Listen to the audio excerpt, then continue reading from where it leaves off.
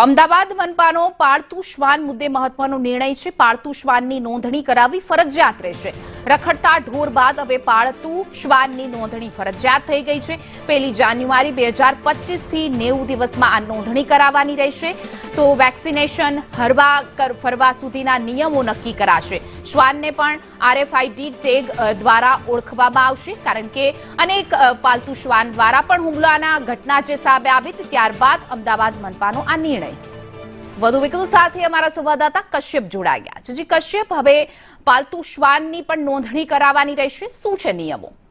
રખડતા ઢોર બાદ હવે પાલતુ અને રખડતા શ્વાન છે તેની નોંધણી માટે થઈ અને AMC જે છે તે આ 1 જાન્યુઆરીથી કામગીરી છે તે હાથ ઉપર લેશે।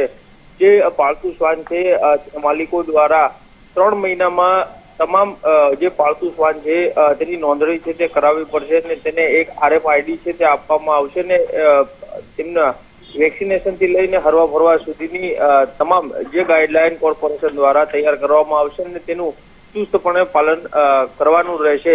મહત્વનું છે કે છેલ્લા ઘણા સમયથી અમદાવાદ શહેરમાં રખડતા શ્વાનનો આતંક જે છે તે સામે આવ્યો છે। સાથે જ ઘણા કિસ્સામાં પાલતુ શ્વાન છે તેને લઈ અને સોસાયટીઓમાં તકરારની માહિતી છે તે પણ ઘણી વખત સામે આવી છે। એવા સંજોગોમાં હવે 1 જાન્યુઆરીથી કોર્પોરેશન છે તે રખડતા અને પાલતુ શ્વાન છે તેને લઈ અને તેની ઓળખ માટે કામગીરી હાથ ધરશે। જી કશ્યપ, સમગ્ર માહિતી બદલ આપનો આભાર।